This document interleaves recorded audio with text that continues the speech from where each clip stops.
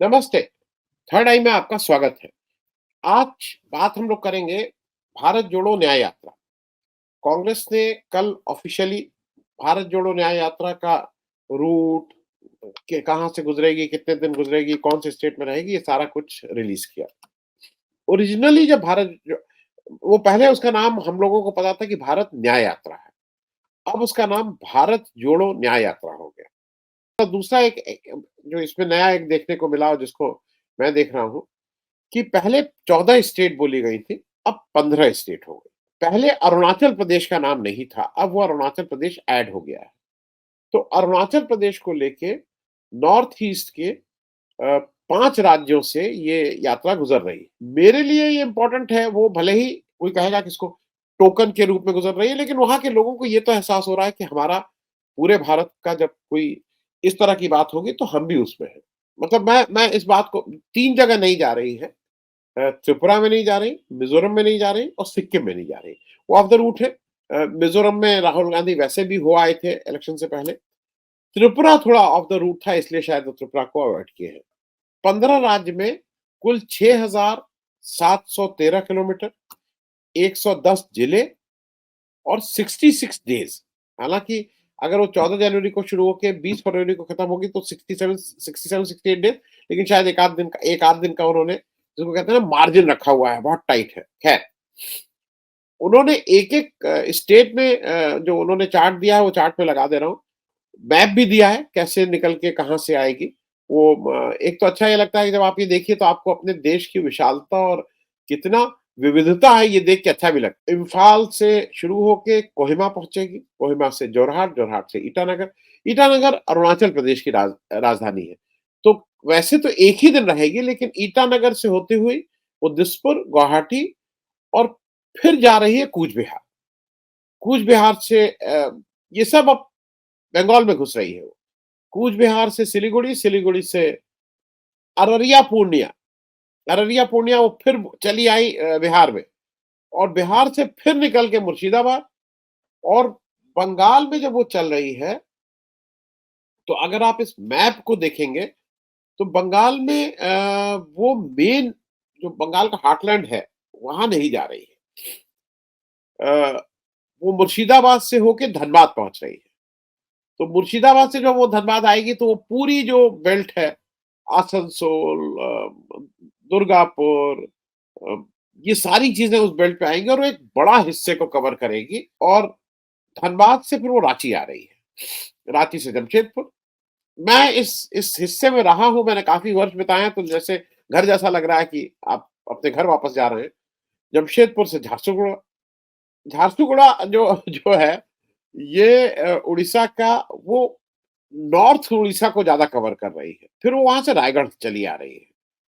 छत्तीसगढ़, छत्तीसगढ़ से फिर वो अंबिकापुर, अंबिकापुर से वो एक बार फिर से जो मुझे लगता है कि वो फिर से एक बार टच करेगी झारखंड को और फिर वहाँ से वो पहुँचेगी सासाराम, बिहार घुसी। बिहार में वो बहुत ब्रीफली नॉर्थ ईस्ट बिहार को एक तरफ अररिया को एक तरफ कर रही है, पूर्णिया को एक तरफ कर रही है और एक तरफ सासाराबाद आ रही है। वो बीच का जो बिहार है, जो हार्टलैंड ऑफ बिहार है, वो उसमें नहीं जा रही।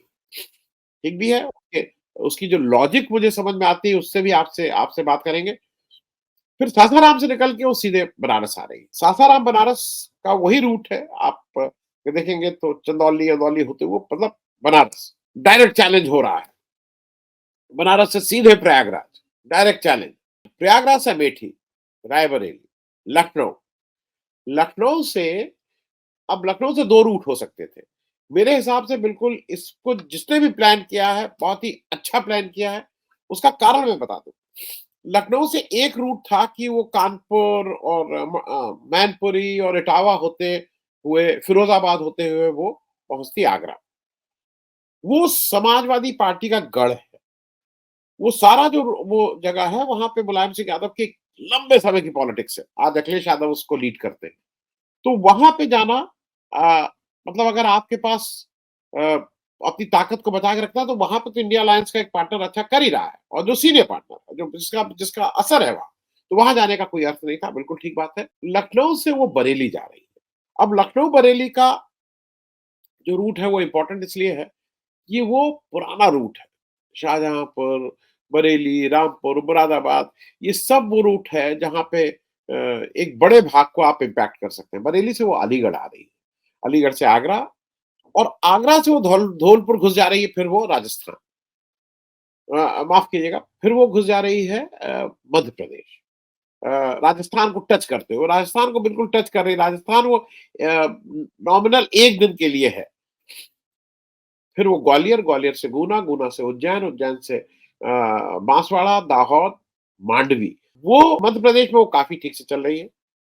फिर वो गुजरात आती है, गुजरात के बाद महाराष्ट्र। मैंने इसको ये टेबल इनकी है, वो आप खुद भी देख लेंगे। वो 4 राज्यों में 1 दिन के लिए जा रही है। तो आप उसको कह सकते हैं कि वो टोकन प्रेज़ेंस है वहाँ।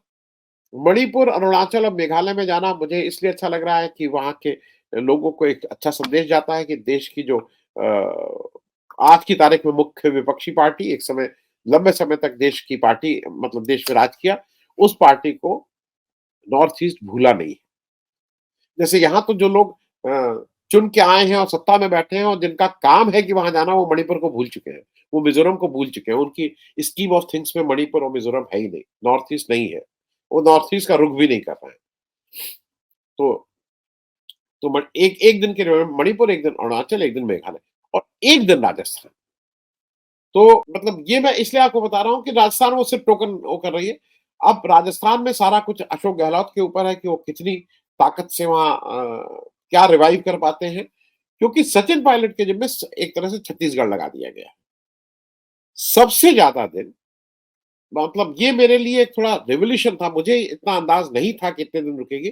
क्योंकि आज ही शाम को जब ये मतलब ये जब आया उससे पहले कहीं किसी से चर्चा हो रही थी, मुझे बार-बार ऐसा लगता था कि क्या कांग्रेस ने यूपी को गिव अप कर दिया है? क्या कांग्रेस की स्कीम ऑफ थिंग्स में यूपी निकल चुका है? ऐसा नहीं। कांग्रेस सबसे अरे कांग्रेस की ये जो भारत अ, जोड़ो न्याय यात्रा है, सबसे ज़्यादा समय 11 दिन वो उत्तर प्रदेश में है। मतलब 66 दिन में 11 दिन करीब-करीब 16% टाइम वो उत्तर प्रदेश में बिता रहे हैं, जहाँ उनकी केवल 1 सीट है, ये याद रखिएगा, 20 जिलों में जा रहे हैं और यहाँ पे कांग्रेस की 1 सीट है। इंडिया अलायंस की कुल 4 सीटें हैं। मतलब एक Congress plus 3 Sapa. Number of days जो जहाँ बिताए जा रहे हैं, उस हिसाब से अगर देखिए, सबसे ज़्यादा उत्तर प्रदेश 11 दिन, असम और झारखंड में 8-8 दिन। उनके लिए असम और झारखंड इम्पोर्टेंट है, लेकिन एक चीज़ मतलब मैं इसलिए कह रहा हूँ कि इसको ध्यान में रखिएगा। उत्तर प्रदेश में उसका फ़ोकस इंडिया अलायंस है, क्योंकि उत्तर प्रदेश में यूपी यूपी में कांग्रेस मेजर पार्टनर नहीं होगी। उस नेतृत्व हरदम यहाँ पे मतलब समाजवादी पार्टी का रहेगा। उसी तरह से असम में तो मतलब उसका अपना है। अ, वहाँ पे बहुत सरकार बनाई है। झारखंड में लेकिन वो इंडिया अलायंस के लिए, क्योंकि झारखंड में वो जूनियर पार्टनर है। झारखंड में झारखंड मुक्ति मोर्चा लीड कर रहा है। लेकिन वो दोनों जगह 8-8 दिन दे रही है। असम में 8 दिन, झारखंड में 8 दिन, जहाँ वो इंडिया अलायंस का है। 17 जिले असम के, 13 जिले झारखंड में। उसके बाद 7 दिन वो दे रही है मध्य प्रदेश में। और ये मध्य प्रदेश में एक तरह से मैं ये कह सकता हूँ वो अपने कांग्रेस अपने दमखम पे उसको लड़ना है, तो वहाँ ताकत ले रही है। फिर 4 स्टेट ऐसी हैं जहाँ वो 5-5 दिन के लिए रुक रही है। उसमें से वेस्ट बंगाल, छत्तीसगढ़, गुजरात और महाराष्ट्र। इसमें से 2 स्टेट वेस्ट बंगाल और महाराष्ट्र में वो इंडिया अलायंस के लिए काम कर रही है, क्योंकि वेस्ट बंगाल में कांग्रेस हरदम जूनियर पार्टनर रहेगी। वहां पे इंडिया अलायंस को लीड करेगी तृणमूल कांग्रेस। इसमें कहीं कोई दुविधा या डाउट नहीं है। वो अभी कुछ लोग आ गए हैं कि अधीर रंजन ने ये कहा, उन्होंने कहा, ये पोस्चरिंग है। अधीर रंजन भी भाई उसी स्टेट से आते हैं, पॉलिटिशियन है और कोई 2 साल के पॉलिटिशियन नहीं है, इतने सालों से पॉलिटिक्स कर रहे हैं। उनको अपनी कंस्टिट्यूएंसी है। कल के दिन उनको विधानसभा भी उनके पार्टी के लोगों को लड़ना है, तो इसलिए वो उससे नहीं, लेकिन वो वहाँ जूनियर पार्टनर रहेंगे, इसमें कोई दो राय नहीं। छत्तीसगढ़ गढ़ और गुजरात में उसको खुद लड़ना है 5-5 दिन। महाराष्ट्र में फिर से वो अ, कुछ ऐसा हुआ कि वो अब बराबर की पार्टनर हो गई, लेकिन एक समय वो जूनियर पार्टनर थी, क्योंकि शिवसेना की बहुत सीटें थी। लेकिन अब शिवसेना उद्धव ठाकरे के जो शिंदे में बँट गई, शरद पवार और अजित पवार में बँट गई एनसीपी, तो अब वो थोड़ा ड्राइविंग पोज़ीशन में है, लेकिन फिर भी वो महाराष्ट्र में इंडिया अलायंस का ही खेल रहेगा। अब इसके बाद 5 दिन के बाद 2 स्टेट ऐसी हैं जहाँ वो 4-4 दिन के लिए। बिहार में वो 4 दिन के लिए है, लेकिन बिहार में वो जूनियर मोस्ट पार्टनर है। बिहार में इंडिया अलायंस को ही लीड करना है, नीतीश, लालू ये लोग वहाँ, तेजस्वी ये लोग वहाँ चमकते सितारे हैं वहाँ, लेकिन वो वहाँ पे भी 4 दिन दे रहे हैं।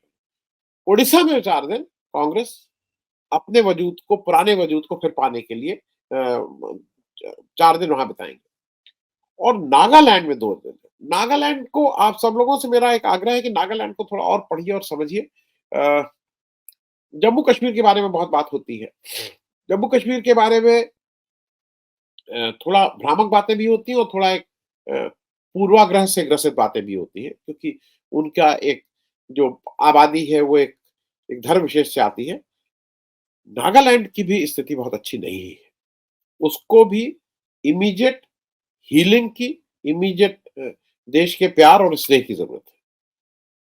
नागालैंड में 2 दिन है और फिर जैसा मैंने बताया था 4 राज्यों में 1-1 दिन है, मणिपुर और अरुणाचल, मेघालय और राजस्थान। अब जब मैंने इसको देखा, ये 66 दिन का उनका प्लान है। एक इंटरेस्टिंग चीज़ ऐसी है कि ये जो पूरी यात्रा है, वो इन इन 15 राज्यों में से 5 राज्य ऐसे हैं जहाँ वो इंडिया अलायंस लीड कर रही है, जहाँ पे वो जूनियर पार्टनर है हर जगह। यूपी, झारखंड, वेस्ट बंगाल, महाराष्ट्र और बिहार, ये 5 राज्य में इंडिया अलायंस के लिए जा रही है और ये नंबर ऑफ डेज इन 5 राज्यों में 33 दिन बिता रही है। तो मतलब ये भी मैं इसलिए कह रहा हूँ कि ये कैलकुलेटेड है। जो भी आदमी इसके पीछे है, जो भी दिमाग इस काम कर रहा है, वो जिसको कहते हैं ना ड्राइंग बोर्ड पे, उसने लास्ट टी तक इसको कैलकुलेट किया है। 33 दिन वो ठीक से इंडिया अलायंस को दे रहा है, क्योंकि यहाँ पे कॉम्प्लीमेंट्री है। अगर इंडिया अलायंस ठीक नहीं करता है, तो कांग्रेस ठीक नहीं करती है। और अगर कांग्रेस ठीक नहीं करता है, तो इंडिया अलायंस अकेले ठीक करके भी कुछ नहीं कर पाएगा। तो अगर सफल होना है, तो इंडिया अलायंस को भी सफल होना है और कांग्रेस को भी सफल होना है। दोनों का भाग्य एक दूसरे से आज की तारीख में जुड़ गया है। और ये मेरे ख्याल में अभी बताने की बार-बार ज़रूरत नहीं है। ये इंडिया अलायंस के सारे पार्टनर को मोर और लेस क्लैरिटी के साथ पता है कि अब इस समय ये नहीं है कि उनको कम सीट मिलेंगी तो मैं आगे बढ़ जाऊँगा आज की तारीख में। और इसको कांग्रेस का जो भी रणनीतिकार है, इसका 33 दिन इंडिया अलायंस की स्टेट्स और 33 दिन कांग्रेस की स्टेट्स। हालाँकि कहने को वो 10 स्टेट में कांग्रेस की हैं, लेकिन उसमें से 4 क्या 5 जो जो स्टेट नॉर्थ ईस्ट की है, उसमें से असम में उसकी स्टेक है, लेकिन मणिपुर और अरुणाचल, मेघालय और नागालैंड ने तो मतलब इसलिए जा रहे हैं कि वो अपना देश का हिस्सा है और उसको हम छोड़ नहीं सकते। इंडिया एक और चीज़ इंटरेस्टिंग डेटा आपके साथ शेयर कर लूँ, यूपी, झारखंड, वेस्ट बंगाल, महाराष्ट्र और बिहार में मिला के कुल 224 सीट है। कांग्रेस के पास इस 224 में केवल 6 सीट है। मतलब कोई ये कहे तो कांग्रेस यहाँ जूनियर पार्टनर है। कांग्रेस यहाँ 224 सीट में कोई 112 सीट नहीं लड़ने जा रही है। कांग्रेस को जैसा लोग कह रहे हैं कि यूपी में शायद अखिलेश जी 10-15 सीट देंगे, झारखंड में उनको 2-3 सीट मिलेगी, वेस्ट बंगाल में 5-6-8 सीट मिलेगी, महाराष्ट्र में 15-16 सीट मिलेगी, बिहार में 2-3 सीट मिलेगी। मतलब ये अगर आप कुल गुणा भाग भी कर लीजिए, तो 40-50 सीट से ज़्यादा यहाँ नहीं लड़ने जा रही।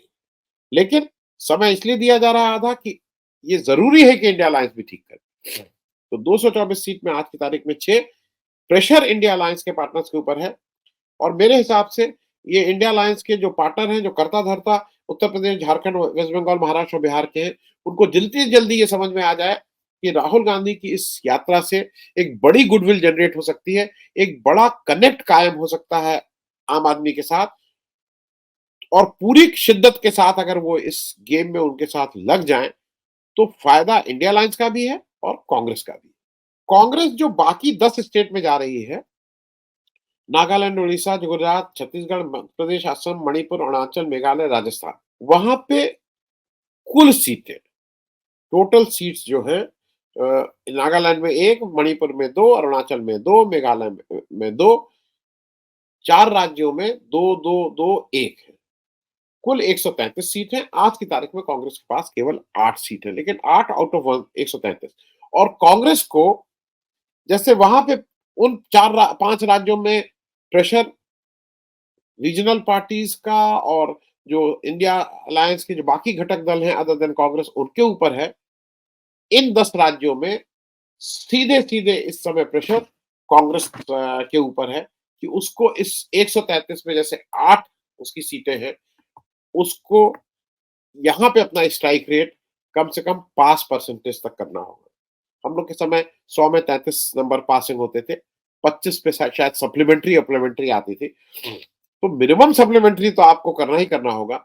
आप अगर यहाँ 8 से अपने को कम से कम 32 से 40 के बीच का टारगेट आपको रखना होगा। इतनी सीटें आपको जीत के आनी है, तभी आप सामने खड़े हो सकते हैं। अदरवाइज़ ये बेईमानी बात होगी कि आप यहाँ पे कुछ करें। 40 सीट को कांग्रेस को यहाँ से जीत के आना होगा। कुल सीटें इस पूरी भारत जोड़ो यात्रा जिन स्टेटों से गुजर रही है 357 और यहीं पे डिसाइड हो जाना है कि अगली सरकार दिल्ली में कौन बना रहा है। ये मैंने आपको इसलिए एक ओवरऑल व्यू दे दिया था कि थोड़ा उसको इस नजर से भी देखें कि वो केवल कांग्रेस की भारत जोड़ो यात्रा नहीं है या भारत जोड़ो न्याय यात्रा नहीं है। उस भारत जोड़ो न्याय यात्रा में राहुल गांधी और कांग्रेस का आज भविष्य और इंडिया अलायंस के साथ बन गया है, जैसे इंडिया अलायंस का भविष्य भी आज कांग्रेस के परफॉर्मेंस के साथ बिल्कुल ठीक से जुड़ गया है। मैं पहले भी कह चुका हूँ, चलते-चलते एक बार फिर से, जितनी जल्दी ये दोनों पार्टी मतलब इंडिया अलायंस के सारे घटक दल और कांग्रेस के नेतृत्व को समझ में आ जाएगा कि अब हम दोनों एक-दूसरे के लिए कॉम्प्लीमेंट्री हैं, बिना एक-दूसरे के साथ ईमानदारी से आए, खुले मन से आए, ये नहीं होगा क्योंकि 11 दिन अगर उत्तर प्रदेश में है, तो मुझे ऐसा लगता है कि अखिलेश यादव जी को खुले मन से इसके साथ बिल्कुल ठीक से ताकत देनी चाहिए इस भारत जोड़ो यात्रा को, अभूतपूर्व बनाना चाहिए, क्योंकि अगर ताकत बढ़ रही है यहाँ पे, तो इंडिया अलायंस की ताकत बढ़ रही है। तो अब देखने वाला होगा कि ये कैसे अनफोल्ड होती है। हम सब लोग इंटरेस्टिंग है, वी एवरीवन इज़ एंग्ज़ियस कि देखें क्या होती है और मेरे लिए जो सबसे अच्छा मैं बार-बार इसको कई बार कह चुका हूँ, आप लोगों को लगेगा मैं उसी पे मेरी सुई अटकी रहती है। नॉर्थ ईस्ट के 5 राज्यों में जाना एक बहुत सुखद अनुभव रहेगा। थैंक यू सो मच, बहुत-बहुत धन्यवाद।